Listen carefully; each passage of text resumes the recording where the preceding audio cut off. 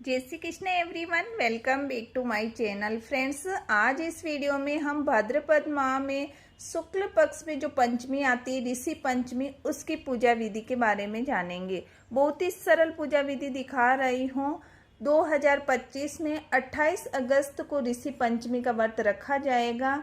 और ये व्रत क्यों रखा जाता है? क्योंकि पीरियड्स के दौरान जाने अनजाने में धार्मिक पुस्तक के हाथ लगा देते हैं या फिर कोई पूजन सामग्री है उनके हाथ लगा देते हैं या फिर किसी ब्राह्मण को खाना खिला देते हैं, तो हम पाप के भागी हो जाते हैं।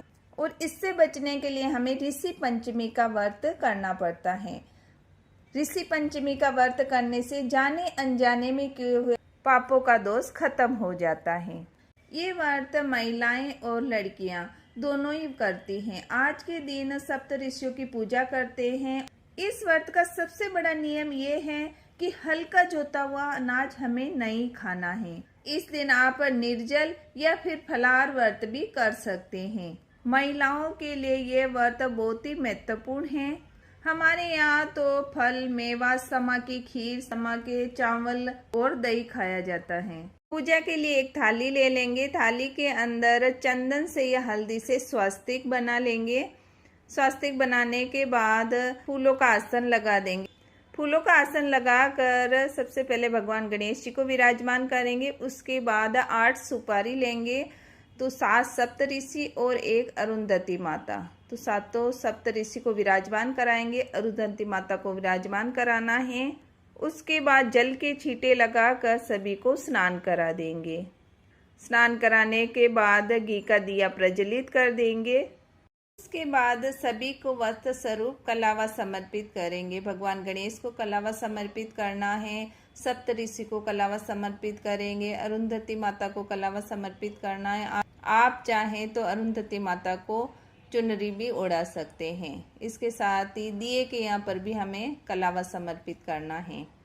सभी को कलावा समर्पित करने के बाद भगवान गणेश व अरुंधति माता को रोली का टीका करेंगे और सप्त ऋषि को चंदन का टीका करना है। दिए के यहाँ पर भी हमें टीका करना है। सभी को टीका करने के बाद समा के चावल समर्पित करेंगे। देखिए, हमारे यहाँ समा के चावल खाए जाते हैं, तो पूजा में भी हम समा के चावल ही समर्पित करते हैं। अगर फूल है तो आप फूल जरूर समर्पित करें। तो मैंने यहाँ पर फूल समर्पित कर दिए। अगर फूल नहीं है तो बिना फूल के भी आप ये पूजा कर सकते हैं। उसके बाद भोग समर्पित करेंगे। तो भोग में आप जो भी ऋतुफल हो वो भोग में समर्पित कर सकते हैं। दक्षिणा समर्पित करेंगे और जल समर्पित करेंगे। उसके बाद हाथ में समा के चावल लेकर ऋषि पंचमी की कथा सुनेंगे। कथा सुनने के बाद जो हाथ में समा के चावल लिए हैं वो आप सभी सप्त ऋषि और अरुंधति माता को समर्पित कर दें। उसके बाद इसी दिए को लेकर बहुत ही प्रेम पूर्वक सप्त ऋषि की, अरुंधति माता की, भगवान गणेश जी की बहुत ही प्रेम पूर्वक हमें आरती करनी है। आरती करने के बाद पूजा में रह गई कमियों की क्षमा याचना करेंगे और जाने अनजाने में हो गए पापों को दूर करने के लिए सप्त ऋषि व अरुंधति माता से प्रार्थना करेंगे।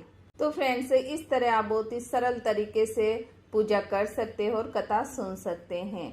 इसके बाद जो भी आपने प्रसाद रखा है वो आप सब में बांट दें। जो आपने यहाँ पर दक्षिणा रखी है, सुपारी रखी है, या तो आप ब्राह्मण के घर पहुंचा दे या फिर सुपारी को आप विसर्जन कर दे और दक्षिणा को आप दान पेटी में डाल सकते हैं।